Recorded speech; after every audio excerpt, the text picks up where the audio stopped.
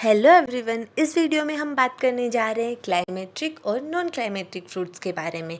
तो हम सबसे पहले देखते हैं कि क्लाइमेट्रिक फ्रूट्स कौन से होते हैं। हमें नाम से पता चल रहा है कि क्लाइमेट्रिक लाइक उनकी मेच्योरिटी को या हार्वेस्टिंग को कहीं ना कहीं क्लाइमेट इफ़ेक्ट कर रहा है। नॉन क्लाइमेट्रिक मतलब उनमें क्लाइमेट का कोई इफ़ेक्ट नहीं हो रहा। तो जो हमारे क्लाइमेट्रिक फ्रूट्स होते हैं वो क्या होते हैं, डू राइपिंग आफ्टर हार्वेस्टिंग। उनमें हार्वेस्टिंग के बाद में राइपनिंग होती रहती है। जैसे बनाना और एप्पल है, मैंगो है, तो उनको जब हम हार्वेस्ट करते हैं तो फुल्ली मेच्योरिटी पर नहीं करते, उनको 1/3 मेच्योरिटी या फिर हम उसको एक टेक्निकल टर्म होती है जिसको बोलते हैं हॉर्टिकल्चर मेच्योरिटी, जिस पर कंज्यूमर प्रेफर करेगा उसको खाना, तो उसको हम हॉर्टिकल्चर मेच्योरिटी बोलते हैं। तो जो बनाना होते हैं वो ग्रीन स्टेज पे हार्वेस्टिंग की जाती है उनकी। जब उनका ट्रांसपोर्टेशन हो रहा है तो वो उस टाइम पर राइप हो जाते हैं। जो नॉन क्लाइमेटिक फ्रूट्स क्या होते हैं, do not ripe after harvesting. जैसे सिट्रस होता है, ग्रेप्स होता है, तो हमने इनको हार्वेस्ट किया है। ग्रेप्स को अगर हम ग्रीन स्टेज पे जो मतलब एकदम कच्चे कच्चे होंगे तभी हार्वेस्ट कर लेंगे तो उसके बाद वो राइप नहीं होते हैं। अब इसमें देखते हैं जो क्लाइमेटिक फ्रूट्स होते हैं और जो नॉन क्लाइमेटिक फ्रूट है, ये हम क्लासिफिकेशन रेस्पिरेटरी के बेसिस पे पढ़ रहे हैं। There is a sharp increase in respiration rate coincident with the ripening then decline. ये बोल रहा है कि जब रेस्पिरेटरी रेट है ना, वो क्लाइमेटिक फ्रूट्स में इंक्रीज होती है जब राइपनिंग हो रही होती है। और आगे हम इसको ग्राफ की हेल्प से अच्छे से देखेंगे। The ethylene production in climacteric fruit during ripening is more than the non climacteric fruits.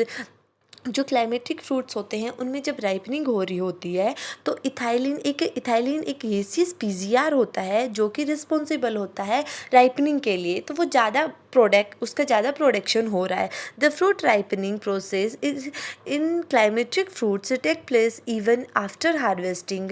जैसे apple, apricot, avocado, banana, blueberry, kiwi fruits, mango etcetera. तो इनमें क्या होता है कि जब हमने हार्वेस्टिंग कर ली उसके बाद भी इसमें राइपनिंग चल रही होती है।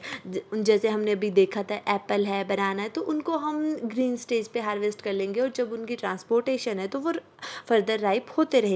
जो नॉन क्लाइमेटिक फ्रूट्स होते हैं उनमें क्या होता है कि the fruit that do not exhibit respiratory climacteric rise during ripening are known as a non climacteric fruit.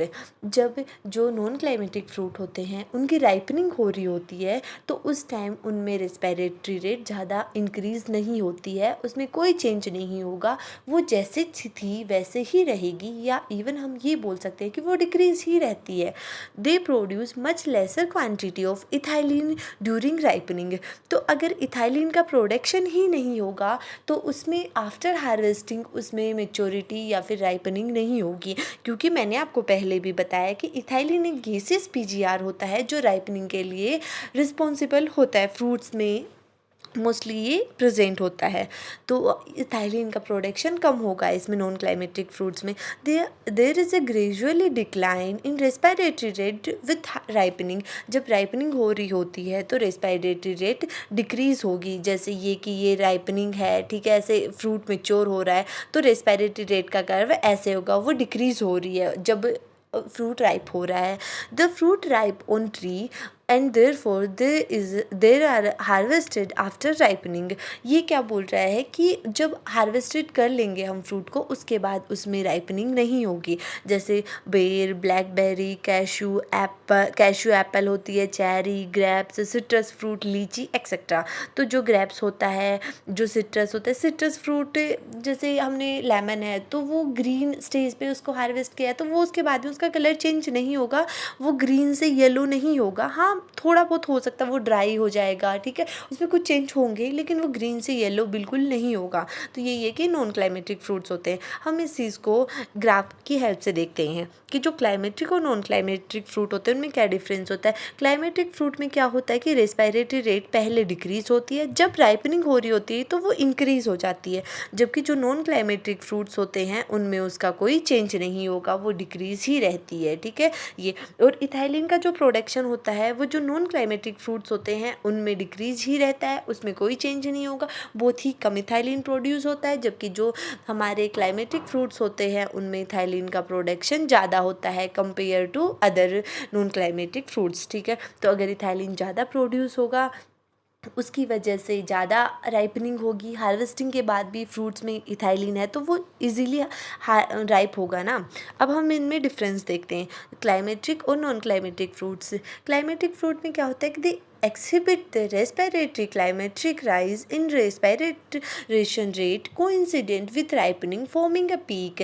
जैसे हमने ग्राफ में भी देखा कि जब राइपनिंग हो रही होती है क्लाइमेट्रिक फ्रूट में तो उसमें रेस्पिरेटरी रेट भी पीक पे होती है, ठीक है। उसी टाइम जब रेस्पिरेटरी रेट ज़्यादा होती है फ्रूट्स में तो क्या होता है कि फ्रूट के अंदर मेटाबॉलिक एक्टिविटी चलती हैं जिसकी वजह से हीट प्रोड्यूस होगी और उसी की वजह से वो राइप होता है। इसमें नॉन क्लाइमेटिक फ्रूट में क्या होता है कि fruit do not exhibit respiratory climacteric, इसमें कोई भी रेस्पिरेशन नहीं होगा, कोई चेंज नहीं होगा। हो रहा है इतना है कि फ्रूट वाइवल है, ठीक है, वो उसमें अपनी मेटाबॉलिक एक्टिविटी चल रही है, ऐसी बात नहीं है कि उसमें बिल्कुल भी रेस्पिरेशन नहीं होगा, लेकिन इतना नहीं है कि वो उसमें आफ्टर हार्वेस्टिंग राइपनिंग हो रही हो।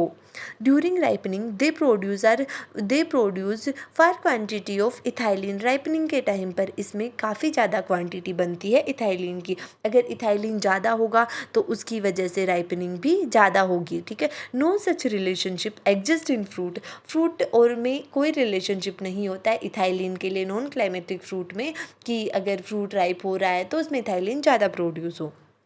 फ्रूट में ripe after harvesting, fruit harvesting के बाद भी राइप हो रहा है इसमें। और जो नॉन क्लाइमेट्रिक में क्या होता है कि fruit do not ripe after harvesting के बाद फ्रूट राइप नहीं हो रहा है।